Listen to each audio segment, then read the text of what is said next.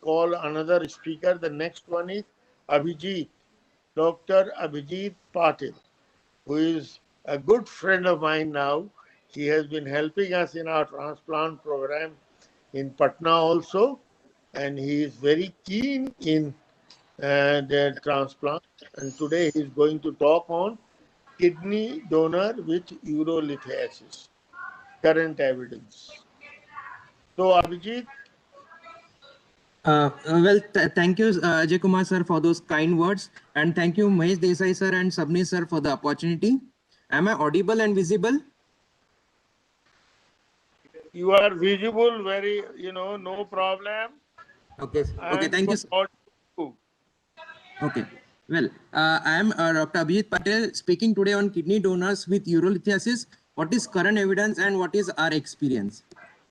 So, as CT angiography became a part of donor workup, there is increasing number of donors with non-obstructive asymptomatic stones which are diagnosed, and those donors could be rejected by centers with the risk of recurrence. And since we are short of donors, we should not be doing so.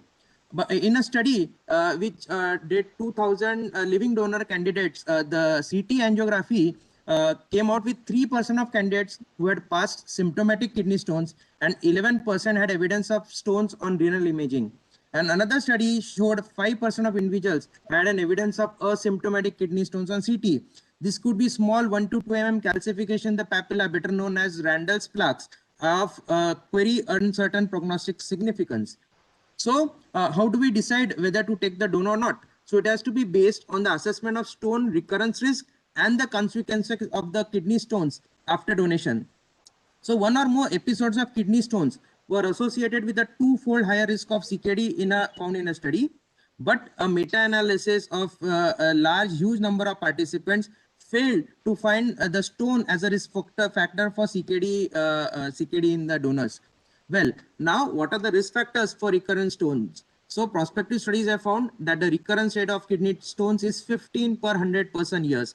And the factors which are associated with high risk of stone recurrence is younger age, family history of kidney stones, frequent and recurrent kidney stones. Well, coming on to our experience of urolithiasis in live related kidney donors.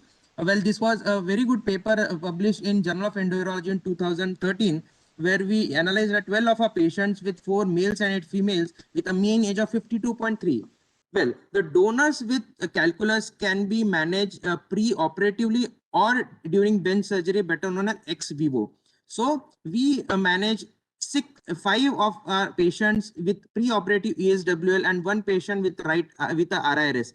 Nowadays, we are more focused on pre-operative RIRS in clearing the donor stones.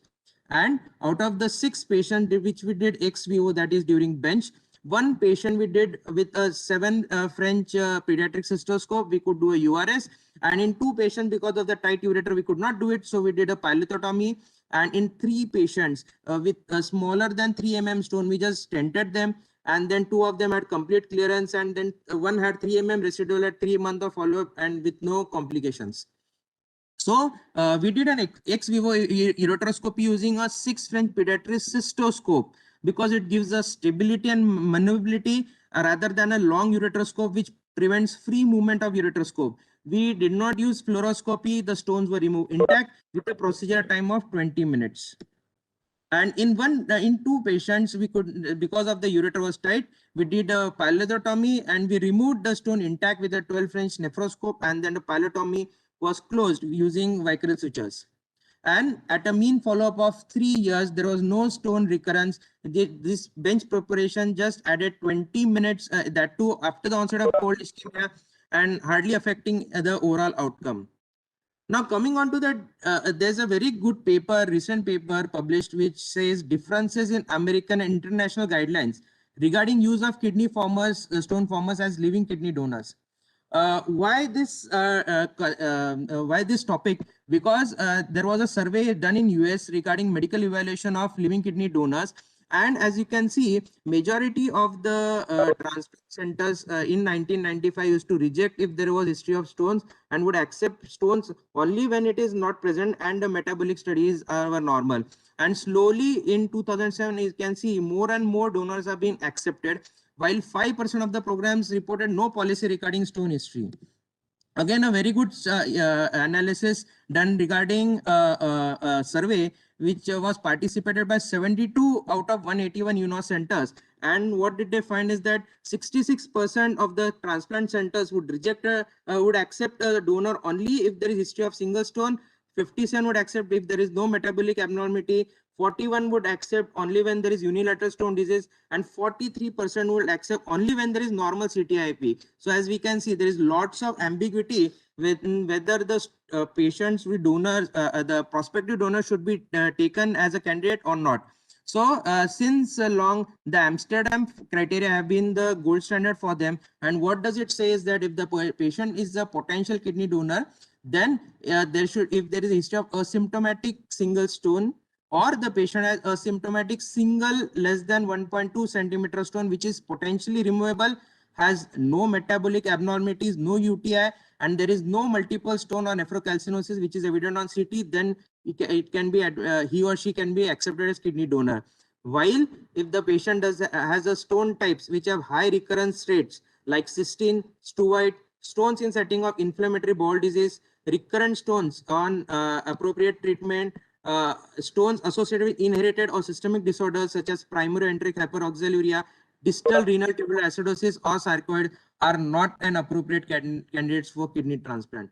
Well, coming on to this busy slide, where all the recent guidelines have been compared regarding the kidney donors which should be accepted or not accepted. This includes American Society of Transplant Physicians, the Amsterdam criteria, the KDIGO guidelines, which are the latest guidelines, which is mostly followed all over the world, the UNOS guidelines, the American Society of Transplant, British Transplantation Society.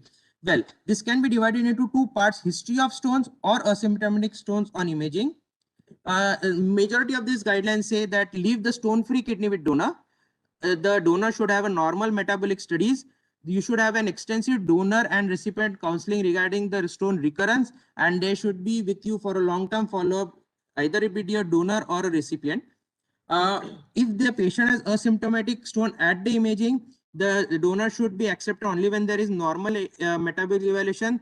The ACTP does not accept the patient. Amsterdam criteria says if it is single less than 1.5 centimeter and all the criteria which can be fulfilled, then it can be accepted. KDIGO and UNOS guidelines say only a small stone, they have not recognized the size. And the British Transplant Society says that a small stone can be accepted. Kidney, leave the stone-free kidney to the donor. Well, there are some of the drawbacks of these guidelines is that in American surgeons of AST guidelines, they say that you have to use ROCS online calculator to decide the further decision making, and they do not define how much this should be the symptom-free period before donation.